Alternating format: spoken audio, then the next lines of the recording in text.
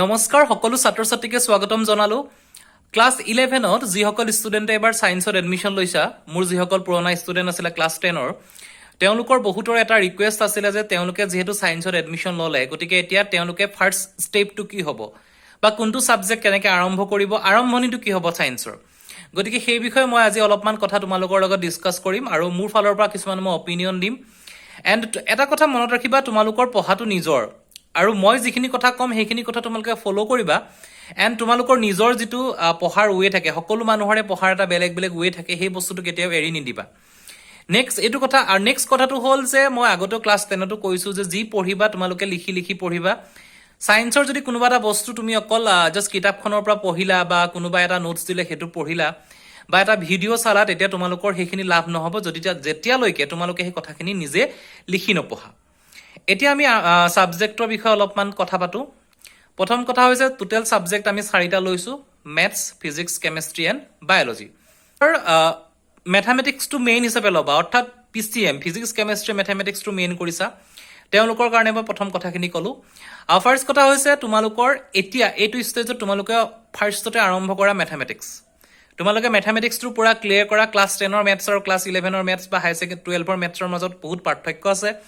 গতিকে ম্যাথছখিনি ক্লিয়াৰ কৰা যেতিয়ালৈকে তুমি ম্যাথমেটিক্সটো ক্লিয়াৰ কৰিব নোৱাৰা তেতিয়ালৈকে তোমালোকে ফিজিক্স আৰু কেমিষ্ট্ৰিৰ ক্ষেত্ৰত বহুত প্ৰবলেম পাবা কাৰণ বহুত ম্যাথমেটিক্যাল ক্যালকুলেশনস কৰিব লাগিব তাত প্ৰতিটো চেপ্টাৰৰ মাজতে এনেকুৱা কিছুমান ম্যাথছ থাকিব যেটো তোমাৰ ম্যাথছৰ বেলেগ বেলেগ পাৰ্টৰ পৰা আহিব গতিকে সেই কথাখিনি তুমি জানিব লাগিব গতিকে ম্যাথমেটিক্সত যেটো ক্লাছ 10ৰ যিখিনি চেপ্টাৰ পাইছিলা তাৰ ওপৰৰ লেভেলৰ যথেষ্ট বেলেগ বেলেগ এক্সট্ৰা চেপ্টাৰ তুমি পাবা গতিকে সেই ম্যাথছখিনি তোমালোকে প্ৰথম ম্যাথছৰ পৰা আৰম্ভ কৰা এণ্ড তোমালোকক সায়েন্সত যদি এটা ভাল ৰিজাল্ট কৰিব বিচাৰা বা ভাল তোমালোকে নিজৰ কনসেপ্টটো ক্লিয়াৰ কৰিব বিচাৰা প্ৰথম কথা যে তোমালোকৰ মনৰ এটা দুটা বস্তু লাগিব এটা হৈছে লজিক আৰু এটা হৈছে ইমাজিনেশন তুমি যেতিয়ালৈকে লজিকটো বুজি নোপোৱা যেতিয়ালৈকে তোমাৰ এটা কোৱেশ্চন বা এটা টপিকৰ ওপৰত লিংকটো বুজি নোপোৱা যে কোনটো কথাৰ ওপৰত কৈ আছে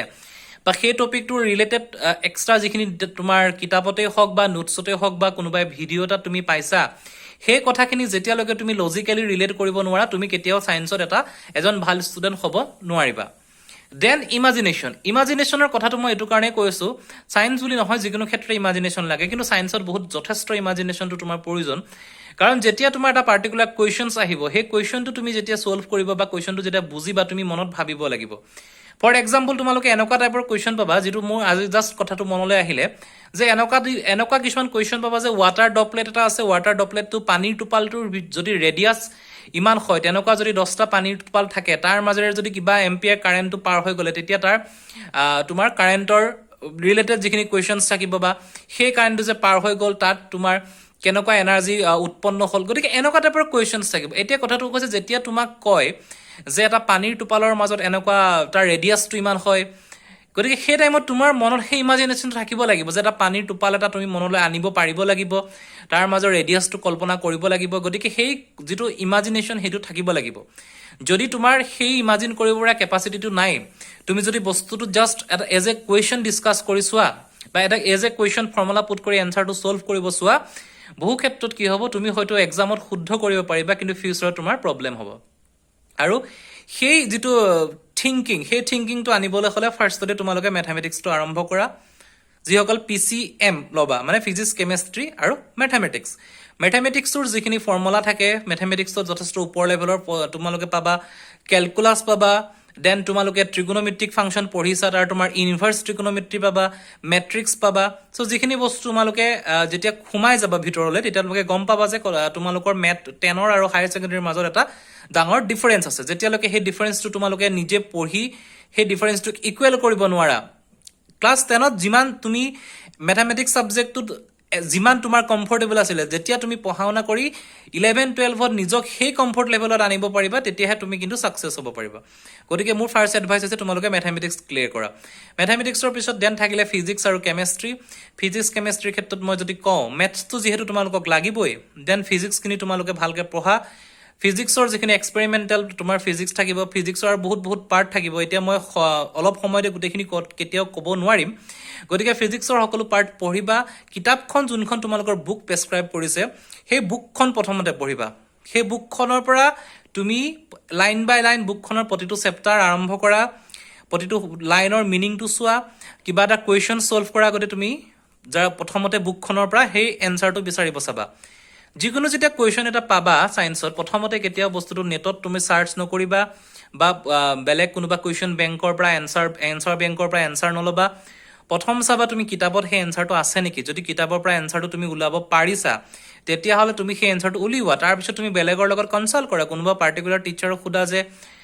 এই কুৱেশ্যনটো মই এনেকৈ কৰিছোঁ ইয়াত কিবা ভুল হৈছে নেকি সেই ভুল শুদ্ধখিনি বাছি লোৱা to the point answer generally সায়েন্সত প্ৰিফাৰ কৰে তোমাৰ এক্সট্ৰা কিবা লিখিবলৈ বহুত কিবা কিবি লিখিব দৰকাৰ নাই যিটো বস্তু কুৱেশ্যনটোত বিচাৰিব সেই বস্তুটোৱে তুমি এনসাৰটো লিখিব লাগিব কিন্তু সেইটো তোমাৰ স্পেচিফিক লিখিব লাগিব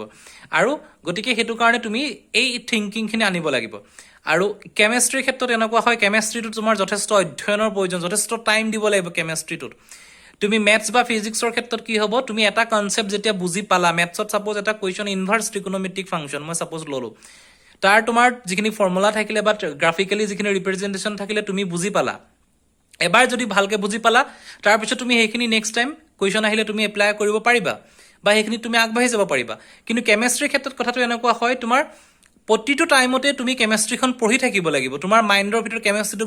মানে সোমাই থাকিব লাগিব তেতিয়াহে তুমি কেমিষ্ট্ৰিটোত ভাল মাৰ্কছ কেৰি কৰিব পাৰিবা কেমিষ্ট্ৰিটো তুমি এবাৰ কনসেপ্টটো বুজি থৈ দিলে নেক্সট টাইম নহব এটা ইকুৱেশ্যন তুমি কিবা এটা পাৰ্টিকুলাৰ ইকুৱেশ্যন তোমাৰ বেলেন্স কৰিব আহিলে তুমি সেইটো ইকুৱেশ্যন বেলেন্স কৰিলা নেক্সট আৰু এটা ইকুৱেশ্যন আহিব সেই ইকুৱেশ্যনটো সেইটো মেথডত নহয় বেলেগ মেথডত বেলেন্স কৰিব লাগিব পাৰে গতিকে সেই কাৰণে কেমিষ্ট্ৰিটো যথেষ্ট পঢ়িব লাগিব ফিজিক্স মেথছটো পঢ়িব লাগিব কিন্তু আৰম্ভণিতে তোমালোকে মেথছ কৰা যিমান মেথছটোত আগবাঢ়ি যাবা সিমান তুমি ফিজিক্সত আগবাঢ়ি যাবা আৰু প্যাৰেলালি তুমি কেমিষ্ট্ৰিখিনি কনসেপ্টখিনি ক্লিয়াৰ কৰা গতিকে মই সেইখিনি আৰম্ভ সাজেশন দিওঁ আৰু যিসকল বায়োলজি মেইন মানে ফিজিক্স কেমিষ্ট্ৰি আৰু বায়োলজি যিসকলৰ কাৰণে ইম্পৰ্টেণ্ট হয় তেওঁলোকৰ ক্ষেত্ৰত মই কম বায়োলজিটো তোমালোকে বায়োলজি সাবজেক্টটো যদি তোমালোকে এটা এজন ভাল স্কোৰ কৰিব বিচাৰা স্কোৰ বুলি নহয় এটা ভাল নলেজ ল'ব বিচাৰা আৰু যদি তুমি সেইটো ক্ষেত্ৰত ফিল্ডত আগবাঢ়ি যাব বিচাৰা তেতিয়াহলে কিন্তু তুমি ফিজিক্স আৰু কেমিষ্ট্ৰি সেই দুটা সাবজেক্টৰ কম্পেৰিজনত বায়োলজিটোত বেছি টাইম দিব পাৰিব লাগিব দেন বায়োলজিৰ ক্ষেত্ৰত তুমি বহুত বেছি পঢ়িব লাগিব প্ৰতিটো চেপ্টাৰ তুমি ক্লিয়াৰ কৰিব লাগিব প্ৰতিটো ডায়াগ্ৰাম থাকিব প্ৰতিটো টাৰ্মছ যিখিনি শব্দ থাকিব শব্দৰ মিনিং বহুত থাকিব পাৰে বা এটা শব্দৰ তোমাৰ বেলেগ বেলেগ ৱেড ইউজ কৰা হ'ব পাৰে প্ৰতিটো হিউমেন বডি হওক বা তোমাৰ বটানিক হওক বা সেইখিনি যিখিনি পাৰ্ট থাকিব তাত প্ৰতিটো এডাল গছৰে প্ৰতিটো পইণ্টৰ এটা বেলেগ বেলেগ পাৰ্ট থাকিব গতিকে সেই কথাখিনি যদি যেতিয়ালৈকে তুমি নিজে ইমাজিন কৰিবা নিজে এটা ফিগাৰাইজ কৰি প্লেন এটা ফিগাৰৰ মাজত আনি নিজে যদি বস্তুটো বুজি নোপোৱা তুমি কিন্তু আগবাঢ়িব নোৱাৰিবা গতিকে সেই কাৰণে যিহক তোমালোকে বস্তুটো এটা ফিক্স কৰি লোৱা এতিয়া যেহেতু তোমালোকৰ মেট্ৰিকৰ কোনো কথা নাই গতিকে হায়াৰ ছেকেণ্ডাৰীত সোমালাই লাহে লাহে এটা বস্তু ফিক্স কৰা যে তুমি ফিজিক্স কেমিষ্ট্ৰি মেথছত যাবা নে তুমি ফিজিক্স কেমিষ্ট্ৰি বায়োলজিত যাবা সেই বস্তুটো কিন্তু তোমালোকে ক্লিয়াৰ কৰিব ট্ৰাই কৰা এটলিষ্ট 2-3 মাহ মান পঢ়ি লোৱা মই কোৱা নাই যে আজিয়ে কৰিবা 2-3 মাহ মান পঢ়ি নিজে ঠিক কৰি লোৱা যে তোমাৰ কোনটোত তোমাৰ কনফিডেন্টটো আহিছে বায়োলজিত কনফিডেন্ট আহিছে নে তোমাৰ ম্যাথমেটিক্সত কনফিডেন্ট আহিছে দুটা যদি কোনোবা ষ্টুডেন্টে সমানে লৈ যাব বিচাৰে তাতো কোনো প্ৰবলেম নাই তাতো ভাল কথা কিন্তু মই ভাবো যেহেতু তোমাৰ ভৱিষ্যতৰ স্বাৰ্থত তোমালোকে যিমান পাৰা নিজে স্পেসিফিক কৰি লৈ আহা এন্ড লিটাৰেচাৰৰ যিকেইটা সাবজেক্ট থাকিলে মেথছ বা ইংলিছ সেই সাবজেক্ট এটাৰ ক্ষেত্ৰত এটা কথা এটা ভাল ৰিজাল্ট কৰিবৰ কাৰণে এটা লিটাৰেচাৰত ভাল মাৰ্কছৰ প্ৰয়োজন আৰু ম্যাথমেটিক্স অসমীয়া বা ইংৰাজী বা অল্টাৰনেটিভ ইংলিছ হওক সেইকেইটা সাবজেক্টত সমানে তোমালোকে গুৰুত্বটো দিবা হায়াৰ ছেকেণ্ডাৰী লেভেললৈকে কাৰণ তোমালোকে সেই সাবজেক্ট গিটাৰ মাজেৰে এনেকুৱা কিছুমান নলেজ পাবা এনেকুৱা কিছুমান তোমাৰ মানে কথা শিকিব পাৰিবা যিখিনি তোমাক এই সাবজেক্ট গিটাটো কামত দিব কাৰণ ইমাজিনেশ্যন বা লজিকটো অকল মই সায়েন্সৰ ক্ষেত্ৰতে নহয় সকলো ক্ষেত্ৰতে প্ৰযোজ্য হয় বিশেষকৈ ইমাজিনেশ্যন পাৱাৰটো যদি তুমি লিটাৰেচাৰ সাবজেক্ট গিটাত ভালকে আনিব পাৰা প্যাৰেলি তোমাৰ মেথছ বা সায়েন্স বা মেথছ ফিজিক্স কেমিষ্ট্ৰি তোমাৰ আহিব গতিকে তেনেকৈ আগবাঢ়ি যোৱা আৰু নিজৰ হেৰিটো ঠিক কৰা এই কেইটা পইণ্টে তোমালোকে নিজে কৰিব পাৰিবা আৰু বেলেগ চিন্তা কৰিবলগা বিষয় একো নাই পঢ়ি যোৱা কিবা অসুবিধা হলে মোক জনাবা মই যিমানখিনি বাৰু সহায় কৰিম আৰু যিসকল ষ্টুডেণ্টে এতিয়া ডিচিশ্যনটো ললা তেওঁলোক আগবাঢ়ি যোৱা সকলোলৈকে শুভেচ্ছা জনালো ধন্যবাদ